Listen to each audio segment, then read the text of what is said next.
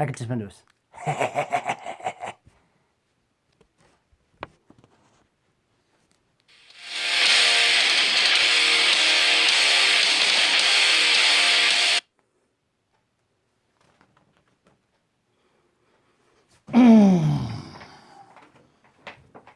Deftones, private music. I'll try to do you proud, Chino. Like you did me with this album. And most people, apparently. Because apparently a lot of people like this record. A lot. A lot. Probably a lot of big band bias. Also, they sold out Madison Square Garden. So to say they're not at least still successful, and the fact that they've managed through even the TikTok generation to get some appeal. And I think by the time that it happened, it was sometime within the time frame of the new record ohms, but also didn't quite. But I don't think it really truly got bigger than until that kind of resurgence until after that. Really? Even though I don't think they've really had it, I don't know if they've really, I guess in terms of, like, being a part of the pop culture zeitgeist again, I guess it's a resurgence, but as far as, like, being around as a band, they've always still been. They've never broken up in the same sense. It's the same thing as Slipknot. For instance, I think Slipknot's zeitgeist has remained stronger than Deftones in terms of the pop culture of America.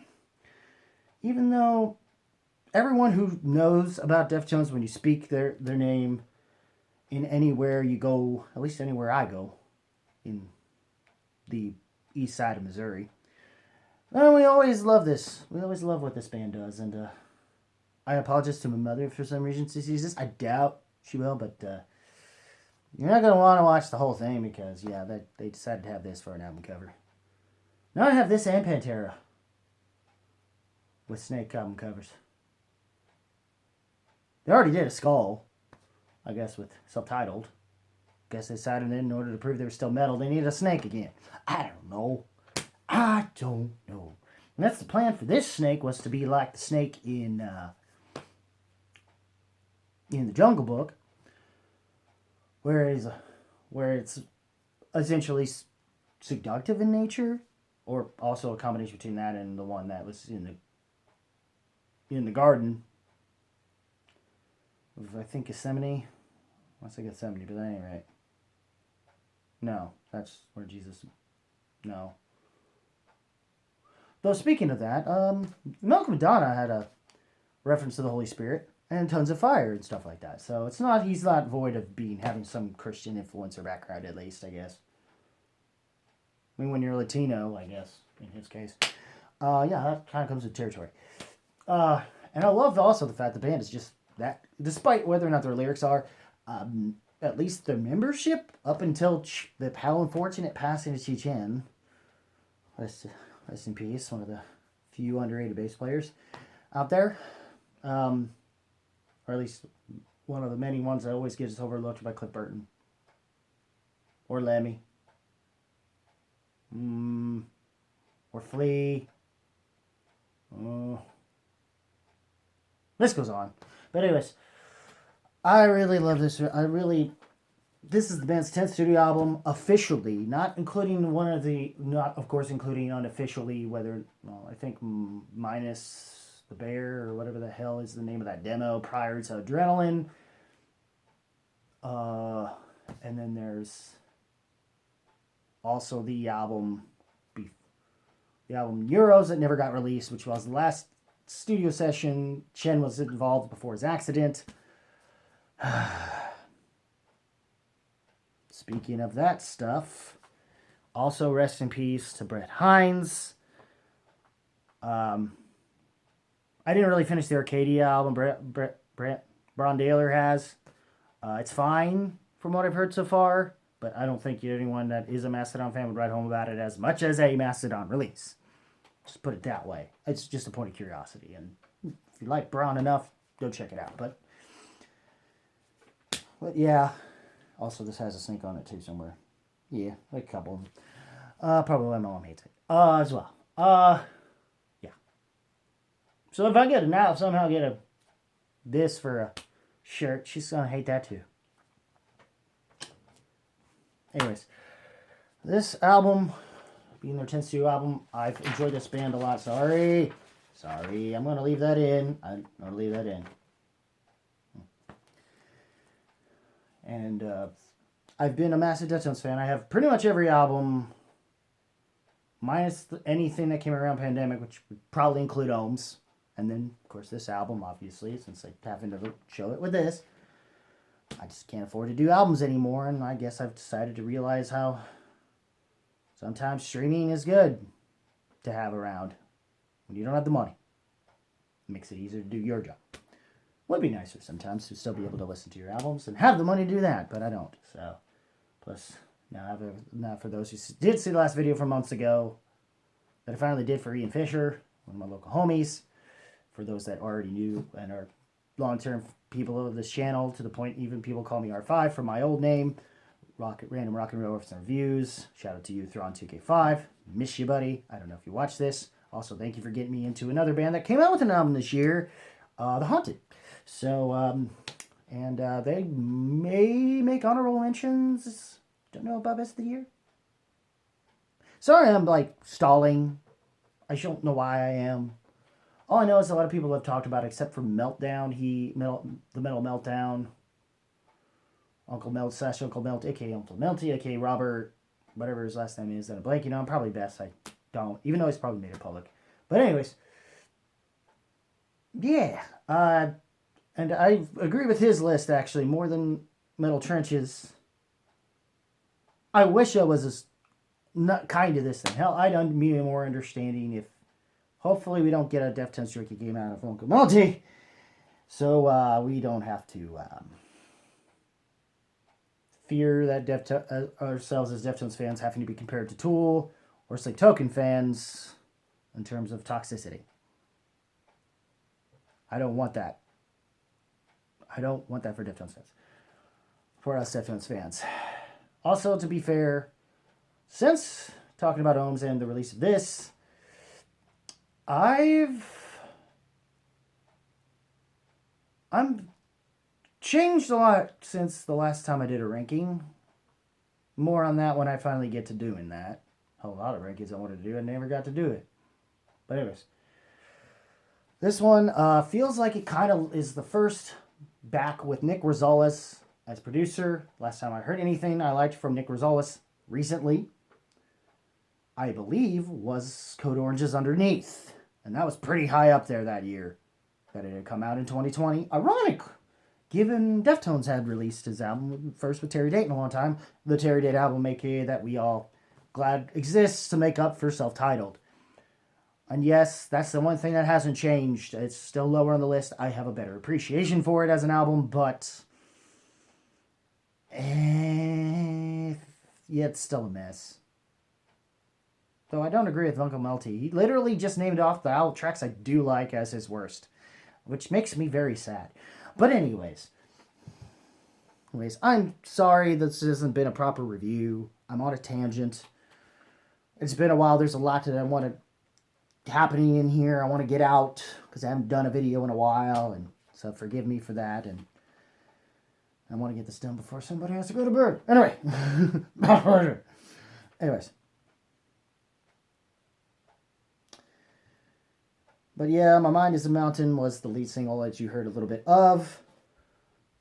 And I enjoyed it very much. It's a good heavy start to this record. Though I think the following track, Lock Club, which did become the follow-up single on the release date of this album this past few days ago. I like that probably the most of the singles at this point. Or at least the ones that are officially singles. Or at least in that heaviness. Spelled ECDYSIS. I'm wondering if this is supposed to technically be titled Exodus?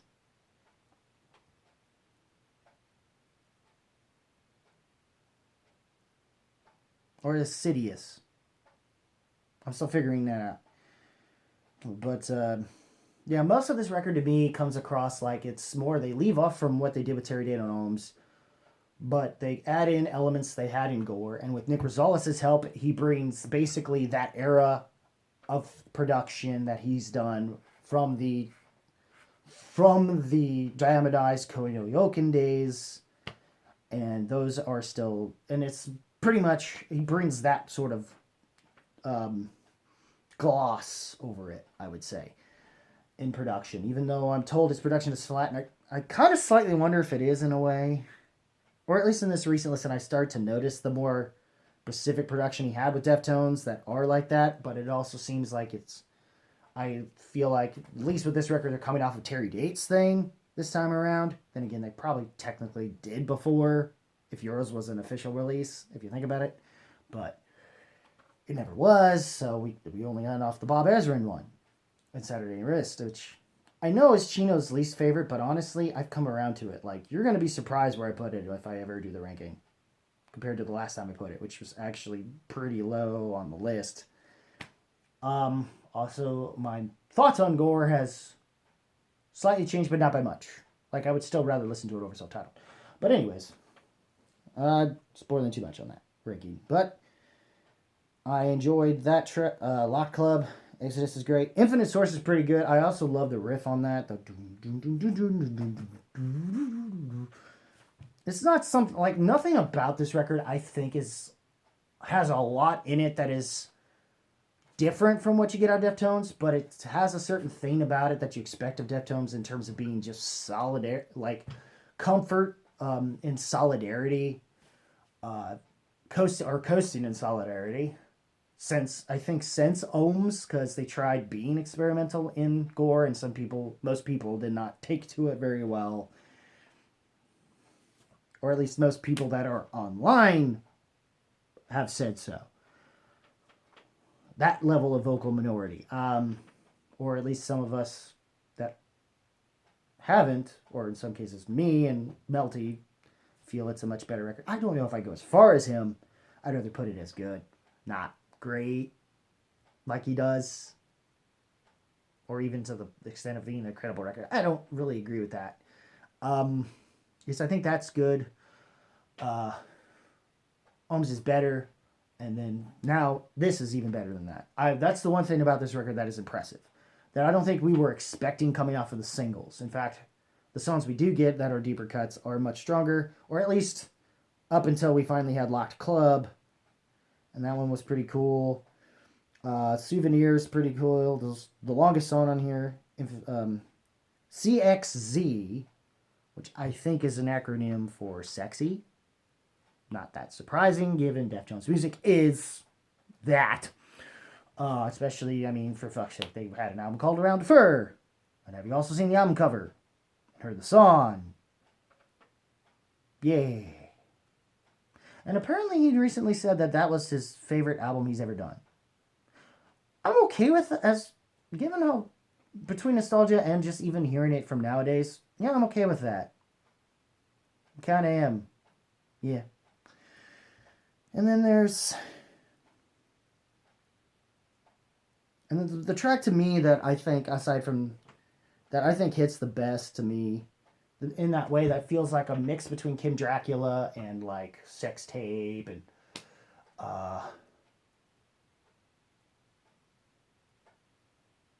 kind of a feel with hints of Cherry Waves and like Beware, is the track I Think About You All the Time. I mean, if you're gonna have a song that's with that title, you better bring some element of romance in this, or at least gothic kind of romance, given how this band is, and some in that, at least in that The Cure kind of way, more so that than the Smiths. Like, seriously, fuck Morrissey. Robert Smith is better, even as a singer. Even now, kind of. I mean, he hasn't recently aged very well. Like, have you looked at some recent pictures of him lately? Of Robert Smith? He's starting to look like, what's his face from the Goonies? The, hey, you guys! And I feel bad for him in that regard. You know? He used to look a lot better than that. He really did. Or it just wasn't a flattering picture that Luke may have taken. Ow! Or whoever did the photos for that shoot. Anyway.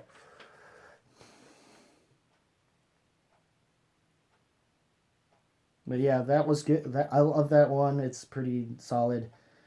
Then, of course, Milk and Madonna's pretty good. There's a Cut Hands, I think, has an kind of reminds me of, even the ending sounds like a lesser than version in a different key of the closing riff to the opening title track of Diamond Eyes. A little bit in places. Metal Dream's decent. In fact, I feel like that does have something slightly different in the opening in terms of like the something in the guitars makes me wonder if they're kind of trying to trigger a little bit of Latin influence a little more, which they hardly ever do.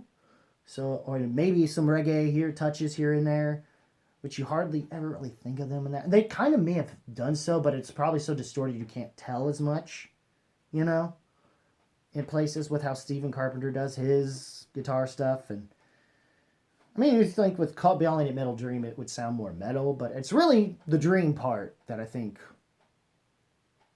is the bigger emphasis in this song, actually. And it's one of the shorter tracks, I think. Not as short as, the openers, My Mind is a Mountain and Locked Club, which I understand the complaint that maybe My Mind is a Mountain should have lasted a little bit longer. Especially, like, on the riff that opens it. Like, add a little more of that one riff and just to get a little more catharsis out of it. Or at least a little more of the something like that. And of course, the closing track to me that is also like up there, and I think is probably also one of Chino's more unique or dynamic, at least, performances. Even if it isn't quite his best per se, it does throw you off because you don't realize it's Chino yet until a little later, because he never really goes for that lower, more bassier sounding register in his voice. And this is the first time I hear it. Or at least maybe he's done so in other songs that I can't quite think of, but not to this extent. So it kind of threw me off, but it was also but once I figured it out, near the end of that first portion that they do it on the song, they do it near the end too, and I love that it bookends itself, the way it begins as well. And it's not a bad thing with this weird, like, little droney thing. Which almost works given the snake thing, but the snake doesn't have a rattle, so you'd think that would sound more like it has a rattle. But, yeah. I think it would be, but... It's funny how my mother also is a fan of the band Whitesnake, and, well... This is on here. Don't sound like a Whitesnake record. Probably for the better, if you're a Deftones fan anyway. I'm sure it's probably even sexier than Whitesnake at their prime. Let's be real. Mm-hmm. But yeah, like, if I can have a song that I'm thinking about adding in the Deftones playlist of, like, sex jams, or at least for consummation, when I finally say I do with Deb. Yeah, that's a plan. I'm planning on it. You might be invited. We'll see. Anyway. Yeah, I'm rusty. I don't care. I'm keeping it. Because nothing bad is said. Anyway. Yay. Anyway. But yes. Chino's doing great. Steven's bringing the guitars even more so than Ohms. It's definitely got its usual hooks to it that you expect from Deftones, but also slight moments that change up in a slight subtle way that keeps you still somewhat on your toes, but not, like in that way that doesn't, to where even if it is in familiar territory, you're not completely feeling bored with it, which I guess was the issue people said Gore had, but I can't bore that really from like self-titled still again. Yeah, I'm not a self-titled guy, and I'm already going to say, yeah, I like everybody, like most people that isn't Mellow Melty. Lucky You should have been taken off of it, and the Lovers track that was supposedly the title track that wound up being a B-side to Hexagram should have been on it in its place. That's just me. Might have been an even better record. Who knows? Though probably not by much, but it would have been an improvement. That record. But this record, I'm sorry I'm going off on other records and not this specific, but it gives me something to say, but not a whole lot to say other than, it's once again really great stuff. I would, given it's been a while since I've done a rating, I think I wish I could do like everybody else and give it that horns up masterclass, and I might still do so. Just as a Deftones fan, you're gonna feel that way, and you deserve to feel that way. Up to a point, just don't be like a toxic piece of shit that would make Uncle Melty have to do a drinking game. I really don't want that. I don't want, like, I'd actually be sad in this case, because it's the one good consistent thing we've got here is Deftones right now that's I've grown up with, that actually wound up kind of growing up with me, or as I've matured, I've grown to like the band even more as I've aged, and their music has found a way to, even at its worst with self-titled, there are moments where I've felt it's aged like a fine wine to me. And this is no different from it. It's another solid, if not great, if not masterclass certification, possibly. At most, maybe that. At least solid, so nothing less, but nothing more either. I still going to probably be jamming this. My only question I had, luckily, the only other thing artists that taking from this band's sound that come out this year, particularly Bleed and Split Chain, will not compete against this record. The only one that has a chance that I'm debating whether or not I like more than this one is the latest Thorn, or the newest, I should say, Thornhill album.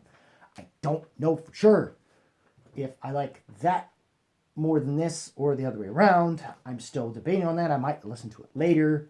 Yeah. Overall, Deftones private music. As a fan, to speak for the fans, what they want to hear.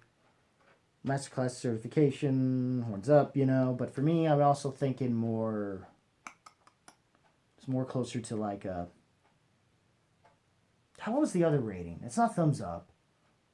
I forgot what I had called. Gosh, forgot this so long. I forgot my own rating system. I hate that. Ugh. Anyone who remembers the rating system I made, like recently did, that followed me, that came between the thumbs up and my horns up. That's kind of really what I feel about this record. I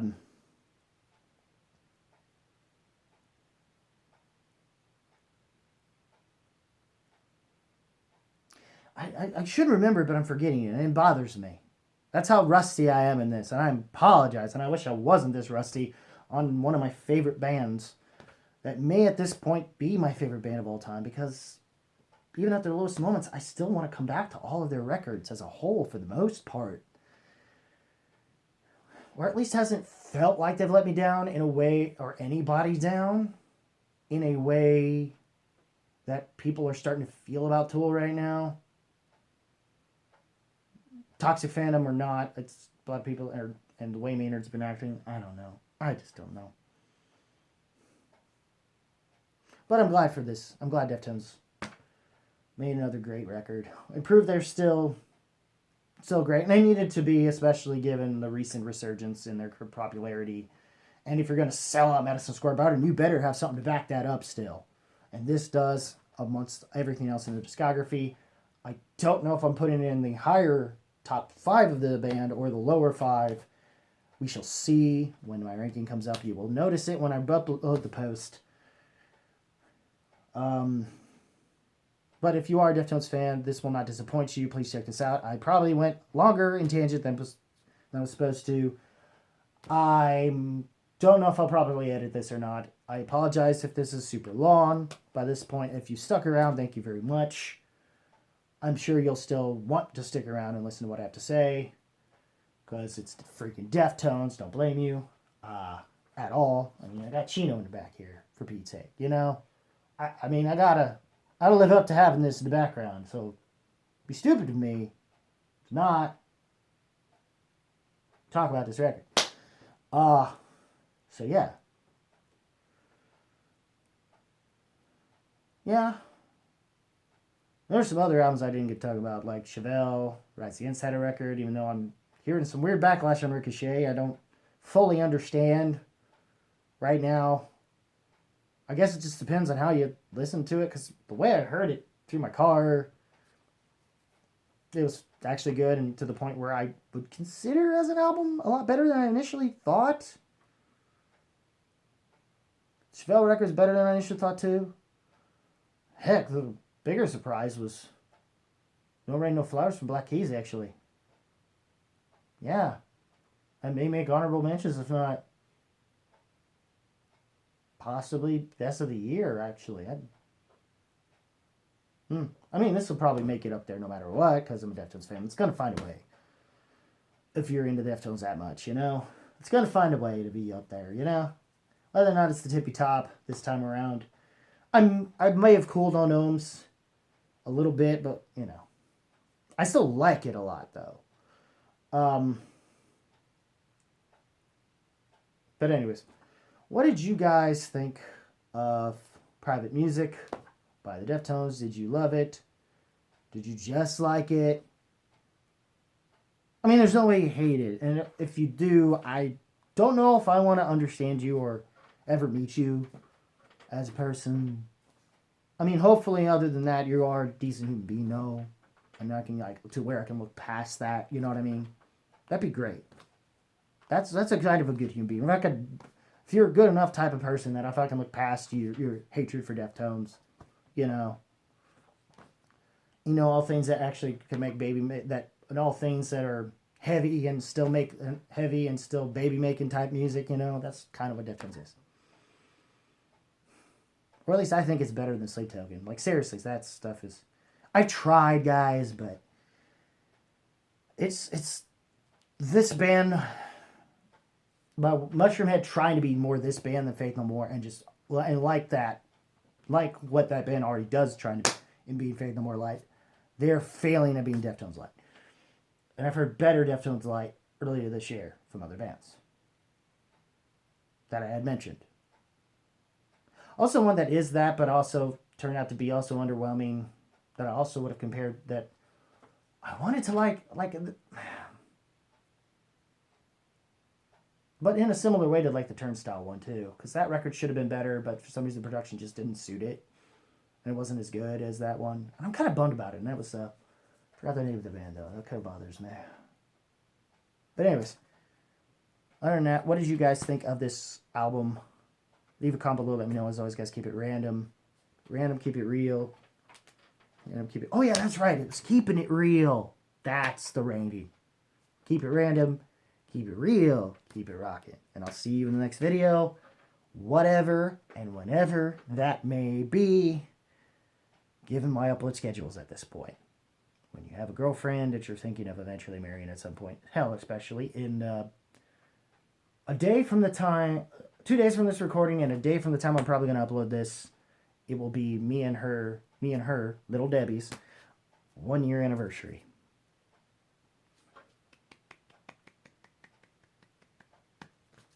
So, we'll be celebrating on where we went to on our first date. At least that's the plan. There's some hiccups leading into it that day, though, that I'm going to work out. But it'll work itself out. It's fine. It's fine. It's fine. Fine. Anyway.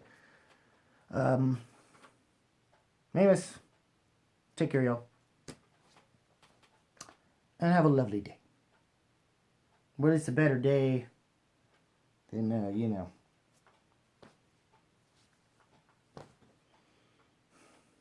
Glad I got to see him live, though. Rest in peace, Brett Hines.